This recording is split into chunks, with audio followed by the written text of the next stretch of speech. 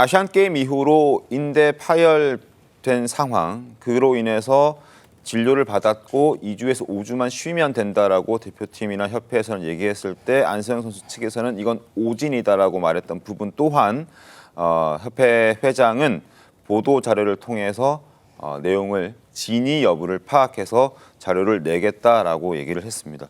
근데 문제는 이게 안세영 선수로 지금 불거진 건 맞습니다만 그 전에도 이러한 운영의 미숙함 그리고 운영의 어떤 제대로 되지 않았던 부분들, 선수들이 불만을 갖게 했던 부분들은 계속 반복돼 왔고 지금 다시금 그런 보도나 어떤 내용들이 새롭게 수면 위로 올라오고 있는 그런 상황입니다.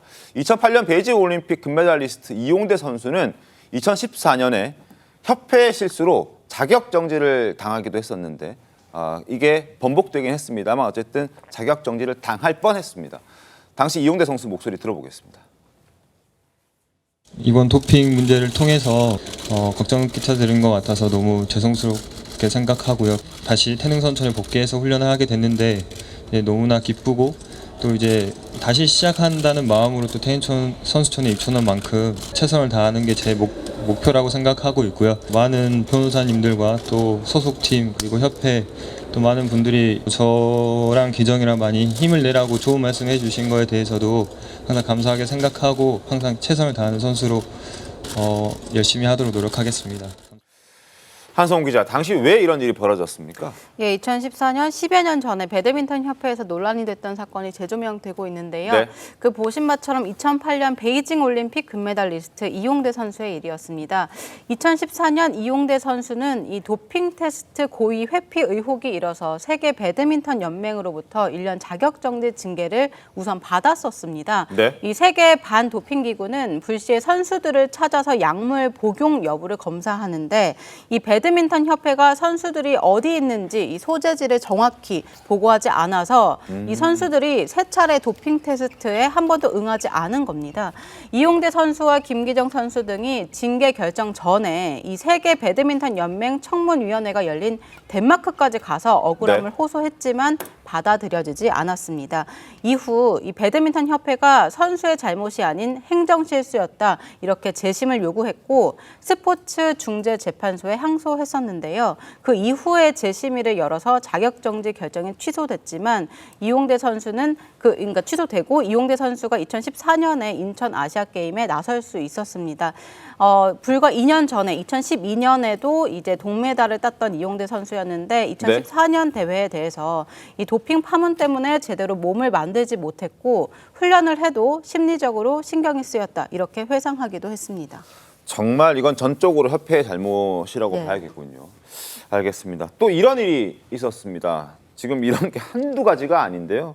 과거 배드민턴 협회 임원들이 해외 이제 경기를 뛰기 위해서 국제 무대 경기를 참석하기 위해서 임원들은 비즈니스석을 타고 정작 경기를 뛰어야 하고 컨디션 조절을 잘 해야 하는 선수들은 일반석에 태우는 일이 있었다고 합니다. 말이 됩니까?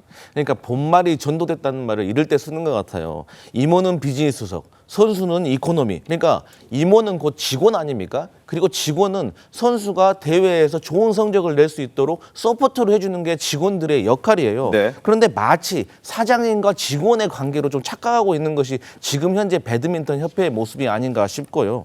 이게 이번 올림픽을 통해서 여러 협회가요, 빛과 그림자를 좀 보여준 것 같아요. 그런데 빛을 보여준 데를 보면 공정한 선수 선발, 그리고 과학적이고 지속적인 경제적인 지원, 네. 그리고 선수의 노력과 국민들의 관심, 응원이 세 가지 요소가 합쳐졌을 때 금메달이라는 빛나는 결과가 나오는 거거든요. 그래서 이 배드민턴 협회에 대해서는 조금 조목조목 좀 따져가지고 불합리한 점이 있다면 개선에 빨리 나서야겠다 이런 생각이 듭니다. 알겠습니다. 비즈니스석 탔던 임원들 여기에 대한 좀 비판, 화도 나지만 이게 이제 2018년 중국 대회 참석했을 때 일이고 2017년 5월 호주 대회 참석했을 때는 최병우 위원님 정말 이건 더 이해가 안 되는데 우승 전력이 아니다라고 해서 8강전 끝나고 돌아왔답니다. 임원들이. 그런데 정작 그때 우승했다는 아니 그러니까 이게 이제 이 협회가 도대체 어떤 생각으로 있느냐. 아까 얘기한 바로 그 뭐 비즈니스석 이인 논란도요. 보면은 그 현장에 간 협회가 선수들보다 숫자가 더 많습니다. 맞습니다. 그렇죠. 뭐 그것도 말이 안 되고 그다음에 이 도대체 선수들의 전력을 어떻게 그 더 향상시킬 것이냐 하는 부분. 그다음에 현재 그 세계적인 수준에서 어느 정도의 그 위치를 차지하고 있느냐 이런 분석이 전혀 안 됐다는 전혀 거 안 되는 아니겠어요? 거죠. 그러니까 이 사람이 이 선수가 우승을 할지 준우승을 할지 아니면 예선 탈락을 할지 네. 그런 것들조차 전혀 판단이 안 된 상태로 그러면 결국은 뭐 본인들이 해외에 나가서 결국 관광하고 온 것 외에 뭐가 있느냐 이런 지적을 피할 수가 없을 것으로 보입니다.